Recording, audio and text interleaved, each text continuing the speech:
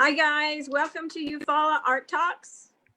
Today is Tuesday, December the 15th, and we have a real treat for you today, as I always say, but I'm very excited about our guest today. I think, am I still on? Oh, there we are. Okay. We are doing Zoom again today. So as you know, it's live. You never know what's going to happen. But we are continuing our series of artist interviews. I do believe that this may be number 28. And just to do my little PSA in advance, next week we do have a musician. Doug Russell will be with us. And then on the 29th, we have a couple of ladies coming in that's going to show us some native beadwork. So you guys join us on the Tuesdays at 1 o'clock. And with no further ado, as you know, here in Eufaula, it has, as around Oklahoma, it has been snowing. So we decided to try this Zoom and not make a trip to Tulsa or have this artist come visit us. But we have a real treat for you today, and I apologize in advance if I tear your name up. I have been practicing over and over and over. But a very interesting gentleman, Yusef Etudaiye. Etudaiye? Etudaiye. Etudaiye. All right. Yeah. Well, thank you so much for joining us. I apologize. I am terrible with pronouncing names. But you are a potter, a wonderful artist. I've heard so much about you. You have been a resident teaching artist in Eufaula. And why don't you just tell us a little bit about yourself? Because I don't want this camera on me. I want it to be on you. So tell me a little bit about your background. How did you get started in pottery? Is that your love as far as art? Well, actually, I came here to study long ago. I studied art from Oklahoma State University. And that's where I actually fell in love with the art of working with clay. So, but at first, when it's a relationship that gradually developed, because at first when I was introduced to the clay, I didn't really like it. It was very messy and all that. But then as I keep on working with it, I figured out it's very pliable and it's forgiving. So it became a medium for me to use. I used to paint quite a bit, but then I lost interest in painting. And it's recently that I tried to paint again, and I saw that, okay, I can't really paint anymore because all my something mind is directed into clay nowadays. But it was at OSU that I came in contact with clay, with pottery. And I fell in love with it at about my senior year. I found out that it's something that actually people want to buy. So, and then it just consumed me. I'm in it for probably forever now. So I've been doing it for at least 30 years of my life right now. I've been doing clay, and I've sold pottery and sculptures probably all over the United States. I've been to places such as Atlanta, the National Black Art Festival, and I've been to New York. I've been to Beverly Hills, California to do some art festivals, and a lot of art festivals in Oklahoma also that I've done. And here and there I have galleries that carry some of my works. Gallery 12 in Wichita, Kansas. It's in Tulsa. Sky Gallery is in Tulsa. So a few galleries here and there. And I have some clients in North Carolina also, Foster's Frame and Art Gallery in North Carolina carries some of my stuff. So yeah. Well, we'll be able to list some of those things for our audience that might be interested in maybe finding your art. And I can see over your shoulder there some of your work. And you were telling us earlier that, no, that is not for sale. That is either what you take to shows or what belongs to your wife. And she would probably tackle you if you tried to sell it. Yeah, But it's go ahead. okay, but if do you do commission work as well? Well, it all depends. I don't do commission work as per se, but if somebody sees something of mine on Facebook that they want, and I don't have it, I can usually try to make another one for them. But I've had, like I said, people come with some ideas of theirs that they want me to work on. I don't do that. But if they see I have a lot of my stuff on the internet, either by Google or by Facebook, they're there for people, for the public to see. So, but if somebody sees something there that they like, usually they call me and they say they want me to make this for them, and I'll go ahead and try to make it for them. So that's what I do. Yeah. That's awesome. Well, but go ahead. Tell us a little bit about your childhood. I always think that with artists that their upbringing or experiences in life is what has kind of guided them towards their love of art, or maybe that have taken them. Is there something you're from Nigeria, right? Is that correct? Yes, that's correct. That's correct. And when I was growing, go ahead. Well, that's what I was going to say. Was there any experiences or anything in your childhood that you think might have contributed to your love of either pottery or just art in general? Definitely. Of course, my dad was an educator. And when I was growing up, my uncle, Idris is his name, and he's a painter. And I hung out with him quite a bit because he was just a hair bit older than I was. So I hung out with him and watched him paint.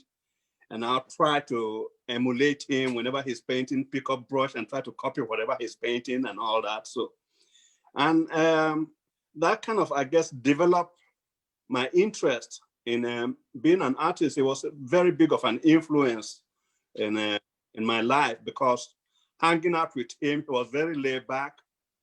And my dad was a little bit very formal in his way of life, because he's an educator like that. Like I said, you have to live a particular kind of way. But my uncle, on the other hand, was carefree, and he always had a lot of friends around him, and that kind of appealed to me as a child when I was growing up. And I want to do exactly what my uncle is doing. So I was growing up, and my dad would ask, what do you want to be when you grow up? A lot of my brothers and sisters say, teacher. They want to be like my dad, teacher. And I said, I want to be artist. Oh, okay. And my dad actually didn't want me to be an artist, but he didn't discourage me either. Every time I need something to do art, he will supply it. I can go to him and I say, I need some money to buy paints. He will give it to me. But if I say I need money to buy shoes, it's not going to give that to me. So it just so happened that after high school, I got scholarship, because during the senior years in high school, we participated in a lot of stuff that shows kind of our talent. And that helped me with getting scholarship to come down here and study. But there I was also kind of stirred a little bit by my dad to try and study agriculture instead of art. But in the end, I came back to doing art, because that's what really I wanted to do. And went to OSU, and I had my degree there in fine arts. And after that, I worked for some studio in Kenton, Oklahoma, for about 3 years of my art life, producing art, and they will go sell it and bring it back and give us some money and all that. And everybody was happy. About 5 artists worked together there.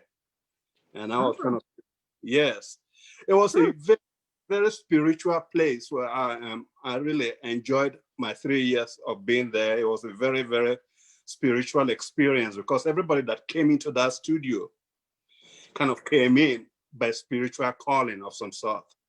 the guy that had the studio, my really good friend and brother, Dompu, he passed away, but he was kind of a spiritual kind of guy. And everybody that came in there was spiritually called to be there.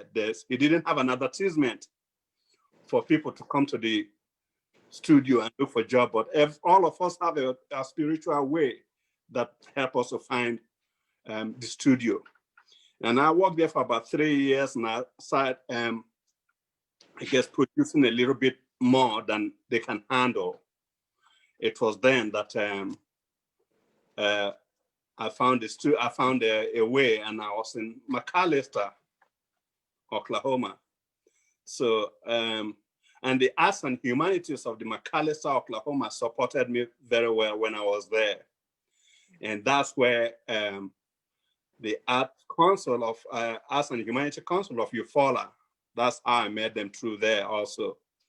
And did a lot of projects for Eufaula Art Council, some few projects here and there that I did for them. So, and I enjoyed working with them. But one thing that I really enjoyed about the Eufaula Art Council also was their inclusivity and diversity of the people, the group of artists that they invite there. I also met a friend that was also an African that the Art Council of Eufaula have invited to come and do some project with them there. And that was kind of something that I'll never forget. So, yeah. That's awesome. Well, I've heard of you. I wasn't on the board then, but I have heard so much about you. And I know that we still have some of your work down at the studio. Yeah. And, when Glenna speaks of you, she mentions you as kind and gentle, but I think I'm going to have to add spiritual to that list, because you just kind of it just comes out of you. And hearing you speak about that really, it just made sense to me what you were talking about. And if I always ask my artists, this is one of the questions that we ask all our artists, what does art mean to you? What is your definition of art? Art to me is life, really. I don't know what else I've done so far in my life that I cannot get tired of. When I wake up, I see art. When I'm drinking coffee, I see art. So for me, art is life. Art communicates a lot of stuff. Art deals with politics also. I don't do political art so much, but art is healing. Art is life. That's me. I just don't know what else I could have been if I wasn't an artist. I've thought about it and I say, what else could you have been if you were not an artist? I enjoy every aspect of art.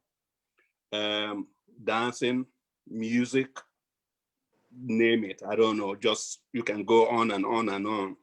Mm-hmm. And this is about the only thing. Art is about the only thing that I have done that I don't get tired doing.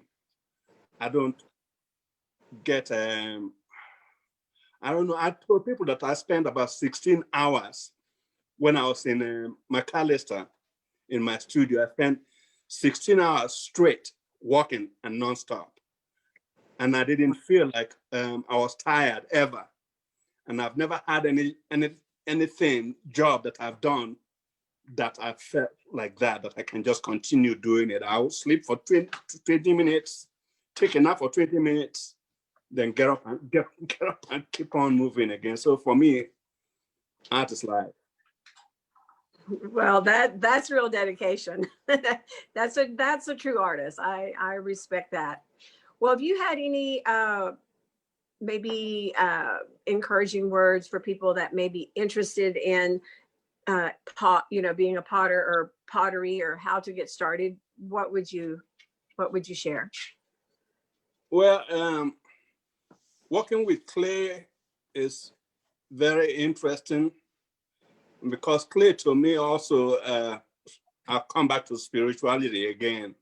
So it doesn't necessarily surprise me that as Christians, they talk about God making us out of clay. It doesn't surprise me because clay can take you on a journey.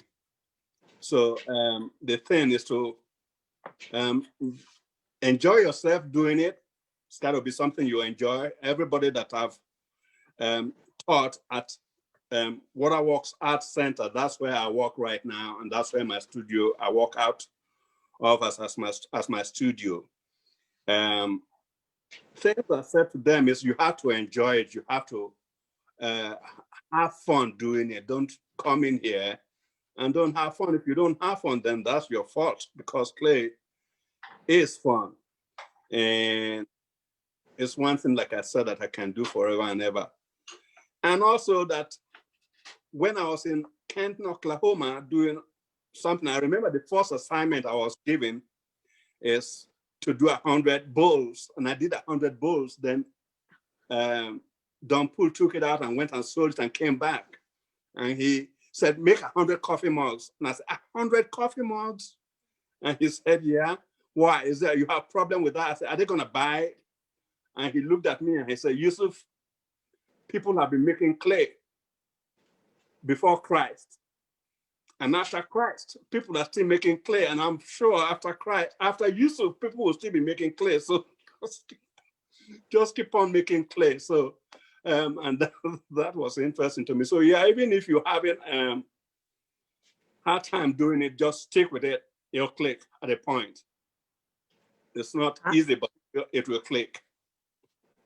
Yeah. I really like that analogy. That's a great place to stop, but I can't stop yet because I want to see some of your artwork. And I know that our viewers would love to see some. We just have a little glimpse right back there over your shoulder. And are you able to take your phone and maybe show us some of your other artwork? Tell us a little bit about it. All right. I don't know if you can see this here. This one here, right here, that is a raku piece. And raku, most of the pieces that are inside here are raku pieces anyway. And raku is a special kind of firing that I enjoy doing. And it was kind of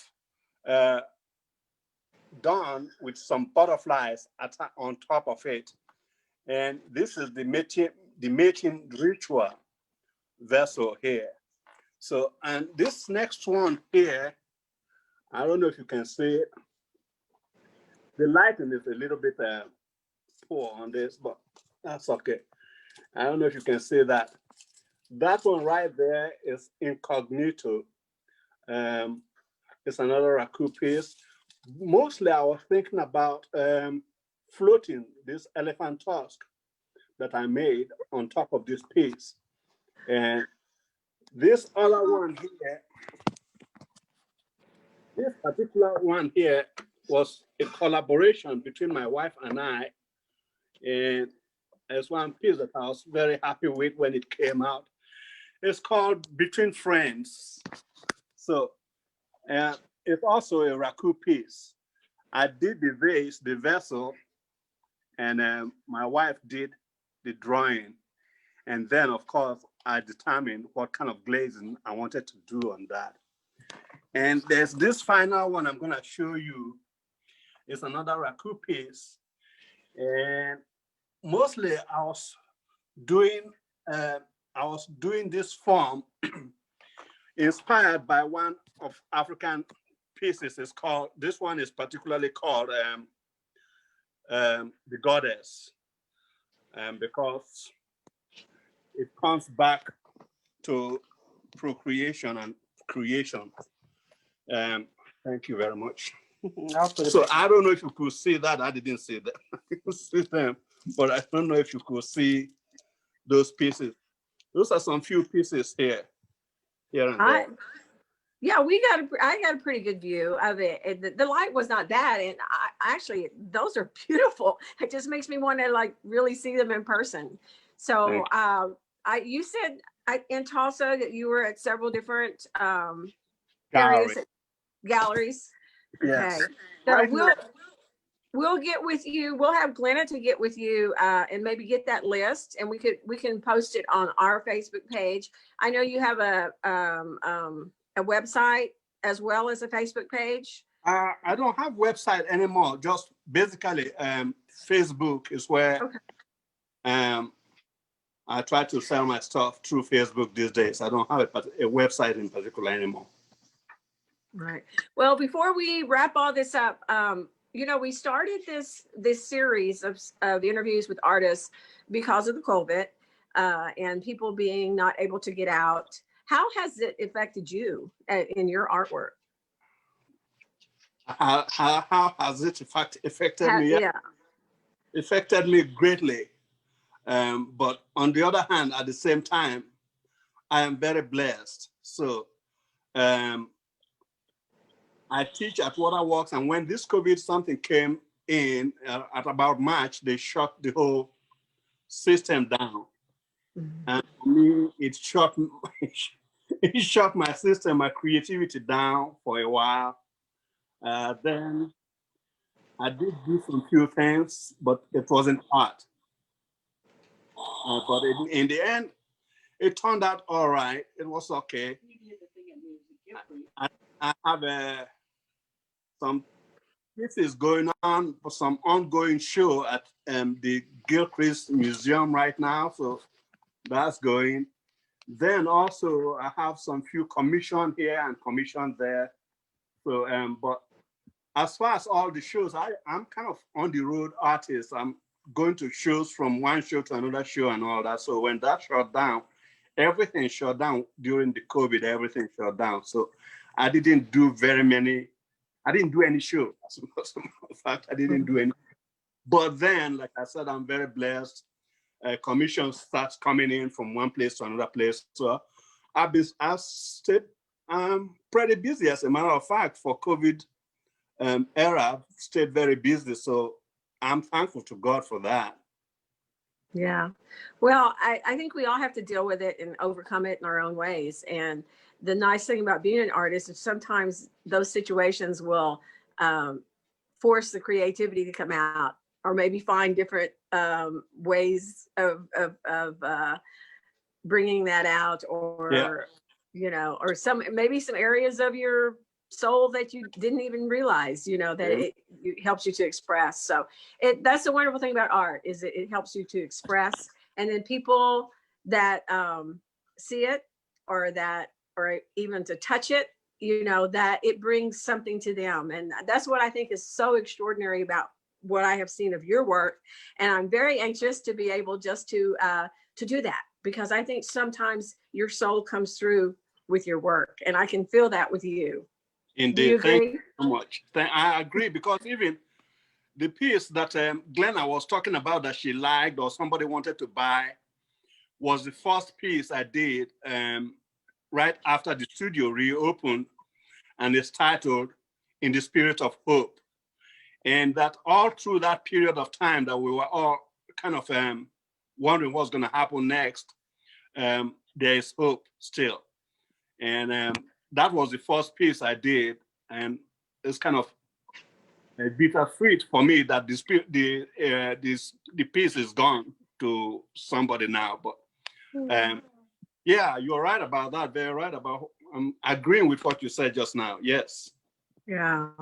Well, we really appreciate you taking your time to be with us today, and just letting the world know a little bit more about you. And hopefully, we can get the word out that, where people can find your work. And when this is all over, hopefully you'll come down and see us in Eufaula again. I would love to see some of your work, and I would love. I know you did some classes before. Yes. on the wheel, a potter wheel, or I know nothing about pottery, I admit, but I'm very, very curious now. So I appreciate it. I love meeting you, and hopefully we're going to have you to Eufaula again live soon, real live. Thank you. Enjoy meeting you too. All right. Any last words you'd like to share? Eufaula Art Council, thank you for the opportunity to do stuff with you guys. I've really enjoyed working with you guys, and I hope you keep on the dream and keep on the work. Peace out. Keep moving. You. All right. Thank you so much. All right. You guys stay safe. Bye. Bye.